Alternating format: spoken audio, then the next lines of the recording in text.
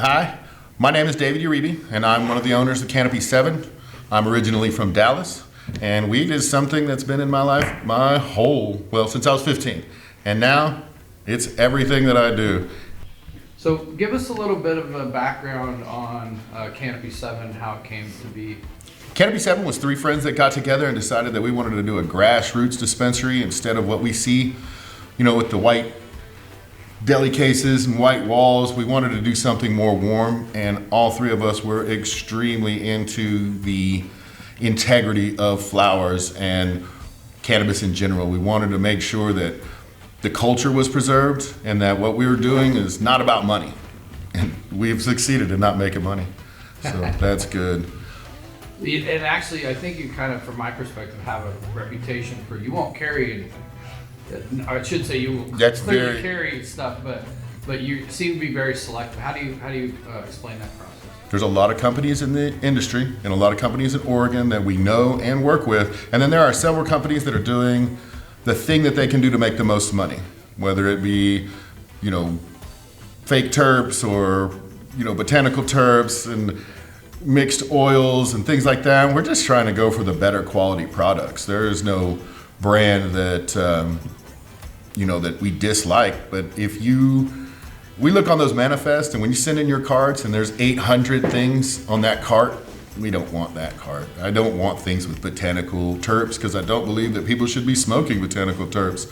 I exist in a community of people who love cannabis, who grow it, who process it, who enjoy it 24/7, and those people don't want the things that I don't carry in general. Like, this is a shop for people who would be a little more discerning about the things that they want for cannabis products. Yeah, and that's really one of the reasons we, started having you be a judge years back for the Growers Cup. Let's get into some of the legacy questions. As far as legacy, what does that word mean to you?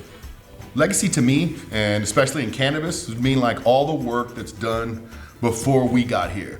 And so many people that I've looked up to and admired what they've been doing all in the years. Like, hell, we started with that Jorge Cervantes book, in like 97 or something. And then now it's, Frenchy Cannoli's information. All these people set the stage for where we're sitting now. And I'm only one of these people who just very familiar with all the things. I'm not an expert. People have said that. It's just not true. It's like, this is what I'm most interested in. I have been smoking these strains for so long that I can now tell you, this must be a cross of that, or this couldn't be that if this is what we're talking about. It's, a lot comes from experience. Really just, the best products will come in here because they are the best products, not because I believe them to be the best products. And yeah. Well, and even being an expert's hard, really, because there's so much changing constantly. It's like being up to date and keeping track. Exactly. I do talk to a lot of farms and companies who don't get to see all of the samples of things that I get to see. So I have a very unique perspective in the industry because I am an owner and I get to see all of the best products that all of the best people are putting out. And I might see a strain that a lot of people won't see for another year or so, and I'm seeing it as a product already, and that always makes me happy to know that we're the tip of the sword. We're seeing the things first, and I don't get to pick what gets popular, but I always kind of see what is popular, and I'm always interested if it's something that I liked or not. Nice. Well, and you've already kind of touched on this as far as the ethics of the dispensary and stuff, but E is for ethics. What's your how does ethics tie into the dispensary and what you guys do here? Well, it's ethical people doing normal ethical things. I don't carry those products not because I think that it would be horrible and that the people would lash out at me. It's because I'm trying to present them a better product, something that they can say, oh, this is the next step up for that. This is not just that same thing. It moves on to the community and to my employees, to the people that work with us. I pay in cash. I do not do, what's the word? Extra markups, or I don't try to get over on anybody, because in my belief in this industry, it's about repeat customers. Whether you're creating products or whether you're selling in the retail space, those people have to come and see you often. And if they come and see you and you get over on them for $4, then they're never gonna come back. There's like 45 dispensaries in my town. There's no way for me to set myself apart by selling the same things as everybody else. And it seems to be a race to the bottom with everybody trying to sell the cheapest products. I will never carry botanical terps. I will never prepackaged flower unless they make me. And I'm gonna stay away from all the low grade companies that make, crappy products in general. They may be the cheapest, but who wants the cheapest of anything? I'd rather y'all come into a store and has nice things and buy the cheapest thing we have and be happy with it. Well, they could be a Dollar General of weed if they want, right? Absolutely, I see them. Yeah. I just don't get it. Yeah. So as far as G is for growth, how have you seen your personal growth as Dave, and then also just the growth of Kanopy7? Well, Kanopy7 started as a business that we thought would really take off and there would be a lot of money. I really feel like that was what a lot of people thought if you start a business, that this is what will happen. But it turned out to be, it's more of a showcase of what we like and who we are as people. I can't make people spend more money. I am in a smaller market than the other areas in Oregon, and we sell the least of those markets. We sell the least, and I'm just trying to have what I would consider a better representation of products for those people. If we were in Portland, I might carry a few more different things, but that's only because there's so many people asking for them. Here, we kind of create the market. I let people know what's so good. Check this out, check this out. Have you tried this? And I'll continue doing that because there's not extra money in doing poor ethical business. Like the companies that I've seen that I felt were getting over on people, they're no longer around because the people recognized it and said, we're not gonna buy this product anymore. And I appreciate the people for that reason. They all want the best thing, but they would also like the best thing at a cheap price, which is super understanding. But eventually they all come around and realize that bottom shelf product is just not good enough. You're wasting your time. Yeah, love it. Now, as far as accomplishments, what are you most proud of as far as accomplishing in the last, years? I am most proud of the shop and the employees that work here. I get this comment tons of times. Everybody in your shop is super happy and knowledgeable, and they always give me a smile when I come in. That's super important to me. That is a form of growth, because when we first started, it was just me and Brian at the counter 24/7, and that became extremely monotonous. Keeping up that spirit and being able to show people some smile and a good conversation, that is a part of growth for us, for all of us. Like at first you're upset because you're sitting here all day, but then you realize like the guy on the other side of the counter, he's coming in for good vibes. He wants to come in, feel something good, and then walk back out. Like people come in and I say, hey, how you doing? And they say, oh, it's going or whatever. I want to change them into, I'm having a good day. Check out all these products. This flower is awesome. I specifically just bought this thinking about you because I knew you like these sorts of terp profiles. The customer is what most growth that I've seen, and the thing that I'm most proud of is the customers and the relationships that we have with the customer. It tells me that in the future, the people really do want to have a connection with their cannabis company. They don't want to just buy a Marlboro cigarette pack. They want to know that Dave grew it, and this is something that Dave wanted to smoke when he grew it, and that's why we're smoking it now. Now, it's a pipe dream to believe that a lot of people are going to think like that. Most people are just going to get something that's reasonable at a low price, and that's totally fine. I expect that. But for some people, they will go the extra mile and go get the better champagne. They get the better cut of meat, and that's what we're trying to be. I just want people to know that there are levels to this, and we're on another level. Yeah, it's a unique business too. That you don't walk into the cigarette store and ask the guy there any questions. Cigarettes to buy, yeah. Exactly. Like THC percentage is one of those things. Like if you're asking about THC percentage, you are not in our culture, and that's fine too. Our culture is going to be shrinking and shrinking, and people who really like this stuff. This is, I just want to sit around and talk about the next thing we're going to grow, and talk about the next thing we're going to make hash out of, and how good it can be. What was the last thing? It is really a great community, and as far as the growth of the community, I'm seeing that exponential. I'm seeing people in Dallas and people in New York and people, they're all wanting to not just smoke the products, which we all want to smoke the products. That's totally what we all want to do. But the culture, I'm seeing glass get out there in all the states, and I'm seeing, people being more conscious about the things that they're growing and I love all the new hash makers that I'm seeing. I have so many hash maker friends who they grow their flower, they make their hash, and then we all pass around our hash. It's so much community. I can't really stress that enough. Like, everybody that I smoke their hash is a friend of mine. That's a really, really, really good feeling to have. And when you work in the market long enough, when you work in the industry long enough, a lot of the people that own these companies, they're my friends. And so I'm really proud of all of the growth that I see the companies making. We started with, some flowers that were really decent. And now their flour is so good that I say things like, this is the best flour I've ever had in my life, which is a huge statement. I won't say that is just now, but exactly. Come to Kanopy7 and find out. Nice. Now, as far as you've kind of answered the community question, as far as what does cannabis community mean to you? Yeah. Unless you have anything. I got some more sound bites, sure. Yeah. What does the cannabis community mean to you?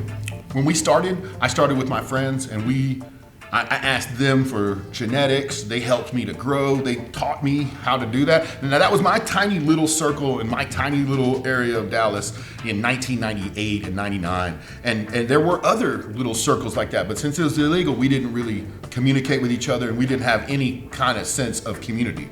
But I moved out here, and we started working together, and there is such a sense of community in all of these events that we go to. Every time there is a hash bash or a Oregon Growers Cup, we go to it, and we're all there, and we're all glad to see each other. I often have a gram of dabs for many of my friends that I see, because I know I'm going to see them there, and they have them for me, and that makes it's just really cool. We're all private chefs handing around our food to each other because we're proud of it. I want you to know that this is the level we're at this year, and you can say, this is my level, and I don't think there's any critiquing going on. It's just a lot of appreciating going. I know that there's nobody that I think, oh, they don't do a good enough job, or if they did better stuff, I'd like them more. It's not true. Everybody's hash is awesome. And, I can't wait to see what some of these big companies they're better and better things are happening every day. And I can't wait to see what they come up with next. Awesome. Now, as far as you, I know you just got married, so congratulations. Thank you very much. Sorry I missed that. I was in Missouri that day. All good. We'll do it again. That's right. All over for me, exactly. But what's next in the future for Kanopy7 and for you personally? What's the horizon? Kanopy7, man, I always talk about my goals, and I talk about them so that I put them out in the universe so that they can become a plan and so that we can get them started. I want to do a farm, and I would like to do edibles long term. I love edibles, and edibles are something that are near and dear to my heart. When we started this store, I had never really tried edibles too much because as a black market thing, that wasn't just something that we had. I smoked joints and I dabs and all that, but we didn't have too many edibles. So I started with edibles in 2018, and I'm taking 50 milligrams a night so that I was noticing that I'd work all day in the club, and then at the end of the day, I would be so tired. And I didn't want to do anything. I barely wanted to eat dinner. And so I started eating my edible at 8 p.m. We closed at 9, and I had zeal. I had a little gusto. It's like, okay, cool. Now we can go have dinner, and I can go socialize with somebody for an hour maybe. And now the edibles have become part of me where I probably take 200 milligrams a day, and that's me being really nice because I don't want to seem crazy. But there are times where a little too late. You're already. I eat way too many edibles, man. The other night I had 400 milligrams of a popular product, and other people would think that's way too much, but it was just great. It would be like what some people are hoping happens when they smoke a joint. Yeah, it's really interesting the way it affects different people, because I know people like you that it's amazing, and they could literally organize their garage on edibles, and I'm like 20 milligrams in, and I'm on the couch having trouble with my dry mouth, wondering if I'm gonna die from dry mouth. It's dosing, but then maybe there are just different people, because I've definitely seen the people who are like, oh, I can't do edibles, and I'm always like, man. And this is one of the main wonderful questions that we get to answer in the future is, essentially, what's the dosing? What are these people like? Because we don't have studies long enough. We just now started doing studies on all of these things. I have a couple of predictions for you. RSO is going to be something that people use in their medicinal lives all the time. You will hear Rick Simpson oil. Now, I would say the other forms of concentrates, but this is something that I know. I know that Rick Simpson oil does really cool things. In the future, you're going to hear a list of, weight loss, ADD medication.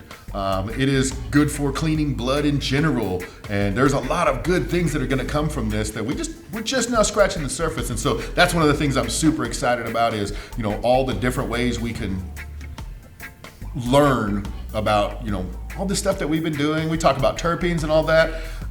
I have a very good idea of what terpenes are, but I could not wax intellectually with you about terpenes. This is all speculation. I have a good idea, but I don't know. We found indica flower, or if it seemed like indica flower, with terpinolene as the number one terp, and so that threw everything that I thought out of the window. Where it's not a rule. There is no rule. We're trying to figure out where do things fit in our categories, but it's not going to be sativa indica is something that we talk about every day, and it's a construct. It's an idea. It's how they make you feel. But 20, 30 years ago, we would have said indica grows this way, sativa grows that way. Now we say indica makes you feel calm and sativa makes you feel, upbeat. It's different for everybody. I was just going to say, I think there's a lot of a license taken when it talks about, hey, this one will make you do your dishes and this one will put you on the couch. Absolutely. And also just the entourage effect. And really, I think the bottom line is we think we know a lot about cannabis, but There's probably a lot we don't know. Yes, the people like me and all my friends, we are still figuring it out all the time. Absolutely, and it'll be a continual journey of learning. I definitely plan to never stop learning everything I can about this. I'm 47, I turned 48 in 20 days, and I'm one of the older people that I know that hang out with me, but I don't expect any of those people to stop doing all the things that they do. They'll be doing it forever. I will be 70 years old, still talking to you about terpenes and asking you to roll me a joint because my arthritis has been kicking up. But I believe that the community is going to grow and grow. It's going to change. Don't get me wrong, it's going to change because I believe that most people are smoking carts as far as if there's 100 cannabis users, I'd say like 90 of them will use carts. Only a few of us are exclusive to non-cart. Like most people are like there. And so I'm saying is the community is going to change because it's going to literally include everybody. I believe that edibles are going to be used by old people all the time. I want them for sleep. They help me. They help my knees not hurt so much. And these are things that are going to be used down the line in every walk of life every day. I love it. We're just getting started. You just, I don't know why I just had this idea, but what we need is, because I'm 47 too, and a lot of these guys are so old, I think what we need to do is come up, invest now in an assisted living complex that's for the OGs of the cannabis industry. Bang. Bang. Hey, we laugh after that. Polo all day. We laugh after that, but what does a cannabis farmer, what does he have? Land. What's he have? A little extra money and some really good friends.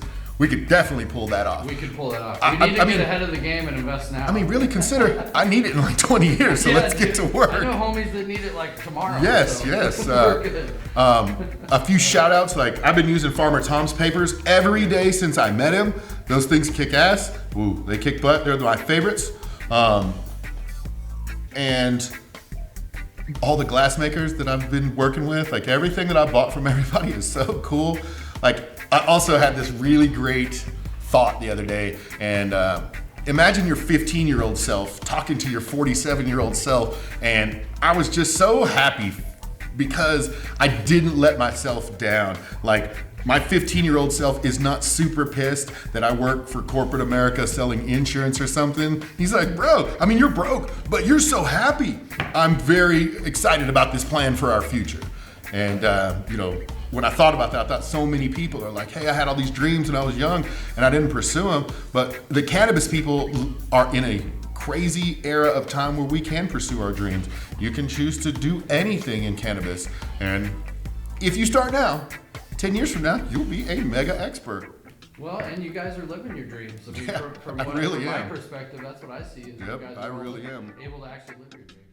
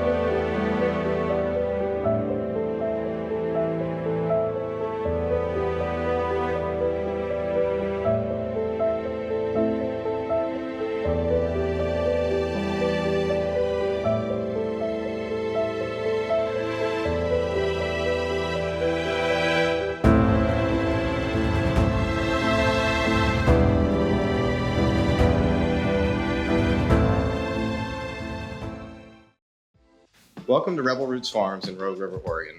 Here we craft cannabis products for all different types of people in all different varieties. Portable, convenient items such as vape pens and tinctures for those on the go, along with premium dabbables like live rosin and diamonds. Our infused funny honey can make any day a holiday, and our THC and CBD Rick Simpson oils are widely recognized for potency and effect. We focus on capturing the natural essences of the whole plant with full spectrum extractions and natural cannabis terpene infusions. State-of-the-art equipment and collaborations with industry leaders allow Rebel Roots Farms to stay at the forefront of cannabis innovation and processing. We hope you enjoy our products as much as we enjoy making them.